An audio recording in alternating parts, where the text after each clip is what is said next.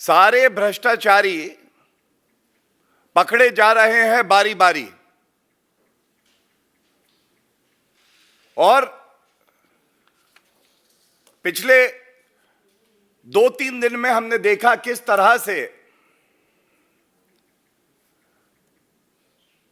कट्टर बेईमान पूर्व उप मुख्यमंत्री अरविंद केजरीवाल की भ्रष्टाचारी कठपुतली मनीष सिसोदिया, उनको ना सीबीआई न्यायालय से कोई राहत मिली और कल एक आदेश सीबीआई और ईडी की जो न्यायालय है उसने उनको ईडी की कस्टडी में पूछताछ के लिए दिया और ये 7 दिन के लिए उनको ईडी कस्टडी में भेजा गया। जो बात सभी मीडिया चैनल्स पर भी आ रही थी और जो कोर्ट ने भी कहा है, मैं उस पे अपनी बात रखूंगा। कोर्ट ने कहा कि custodial interrogation of Manish Sisodia is a must. यह जरूरी है, आवश्यक है। यह कोई जांच एजेंसी की सुविधा नहीं है, यह कोई राजनीतिक द्वेष नहीं है। जो शराब घोटाला शराब मंत्री पूर्व में रहे, उन्होंने किया है, इसकी जड़ तक जाने के लिए आवश्यक है कि इस भ्रष्टाचारी की कस्टोडियल इंटरोगेशन हो, मस्ट।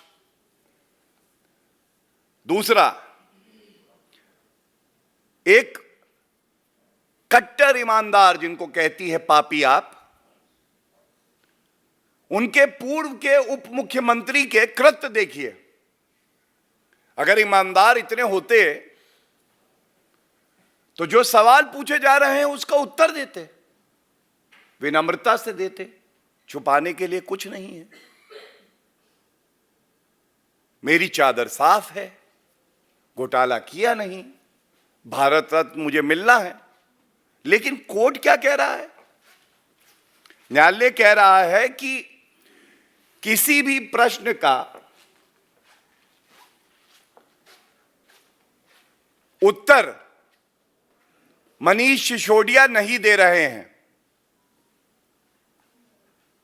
और ये जांच एजेंसियों से सहयोग भी नहीं कर रहे। तो पहली बात, कस्टोडियल इंटरोगेशन जरूरी है और दूसरा, इनके कृत्य ये हैं कि ये प्रश्नों के उत्तर भी नहीं देंगे। तीसरी बड़ी बात, ये सबसे महत्वपूर्ण है, आबकारी नीति, शराब नीति वापस ली गई। अराजक अपराध पार्टी के मित्रों ने ही इसे बनाया।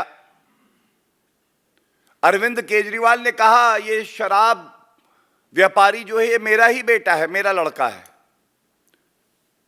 इसमें मनीष सिसोदिया इंस्ट्रूमेंटल हैं। मुख्य किरदार कोई निभाता है तो वो पूर्व शराब मंत्री मनीष सिसोदिया।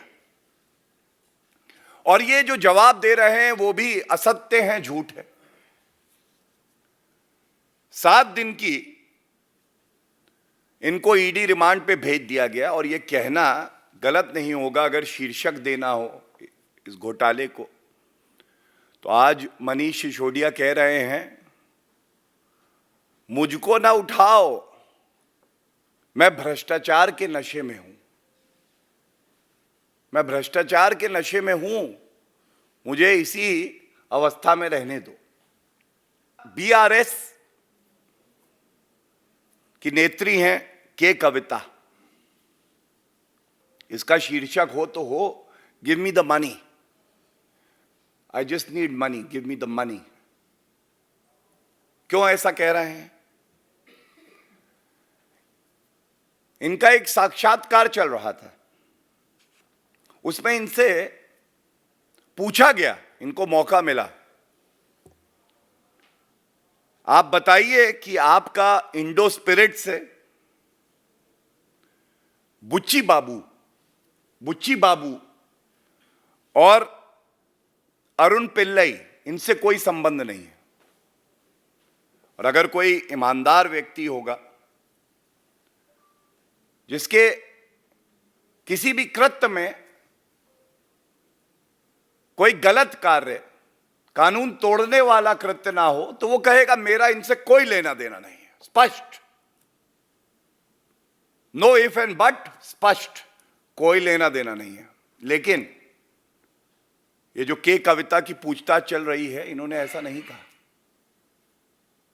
विक्टिम कार्ड खेलेंगे, लेकिन जो सवाल जनता पूछ रही है उसका उत्तर नहीं देंगे।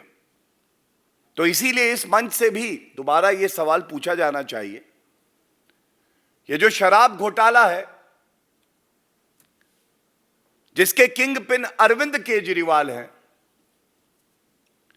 उसमें के कविता जी आपको भी जनता को बताना होगा कि आपका इंडो स्पिरिट से कोई लेना देना है या नहीं है। आपको यह बताना होगा कि बुच्ची बाबू, इनसे आपका कोई लेना देना है या नहीं है। और प्रतीत ऐसा होता है, ये भ्रष्टाचार इतना बड़ा है, अब जब सारी कड़ियां जुड़ रही हैं तो जनता को भी पीड़ा हो रही है कि इन भ्रष्टाचारियों ने किस तरह से जनता को लूटा है और अपनी तिजोरियों को इन्होंने भरा है।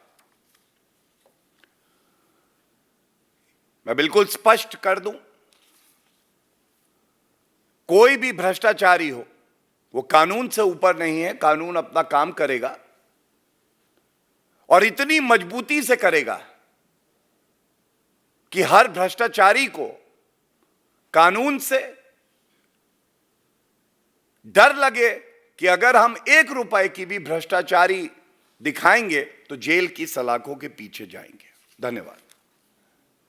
देखिए, कांग्रेस पार्टी ऐसे समय से गुजर रही है, उसको खुद नहीं पता है कि उनके नेता क्या करते हैं, उनका मीडिया सेल क्या करता है। और एक लाइन में अगर मुझे कहना हो, 140 करोड़ भारतीय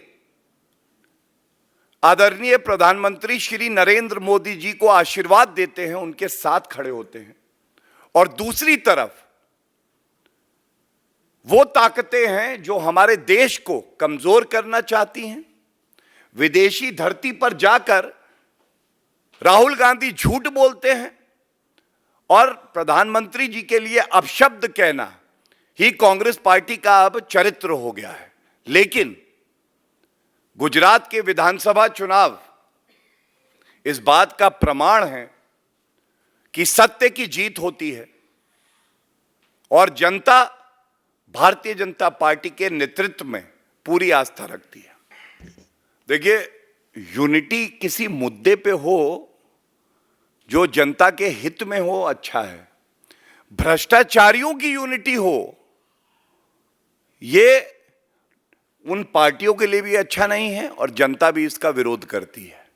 और सिर्फ इतना ही कहूंगा कि जब जांच एजेंसियां अपना काम कर रही हैं